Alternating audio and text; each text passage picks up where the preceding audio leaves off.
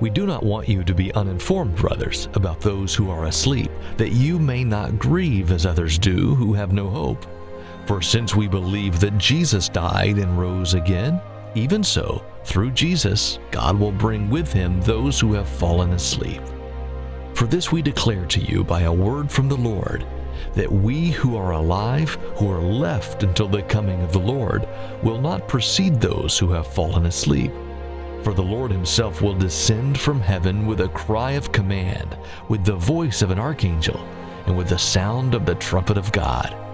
And the dead in Christ will rise first. Then we who are alive, who are left, will be caught up together with them in the clouds to meet the Lord in the air, and so we will always be with the Lord. Therefore, encourage one another with these words. I am Ann Wright. I am the significant other of Pastor Alan Wright, and I am so glad to be with you today. I am so excited that we have the opportunity to do this Easter devotional journey together. What a wonderful opportunity to steep in the Word as we prepare our hearts for this season and the celebration of Easter. I am going to be sharing out of Paul's letter to the Thessalonians, actually 1 Thessalonians chapter 4, verses 13 to 18. And Paul, the operative word, I think, in this whole passage is the last verse, which is verse 18, where Paul said, I'm saying this whole passage, chapter verses 13 to 18, I'm saying this so that you'll be encouraged. I want this to be a blessing to your heart. These are words of encouragement. He talks about two things particularly. He talks about the resurrection of the dead, and he talks about heaven.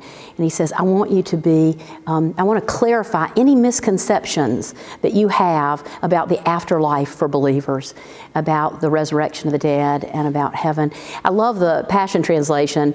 It translates it, I want you to be quite certain as a believer about what you believe about these things. Apparently he'd seen believers grieving deeply when they lost loved ones, and he said, that's appropriate, but I don't want us to grieve as our non-believing neighbors and friends do.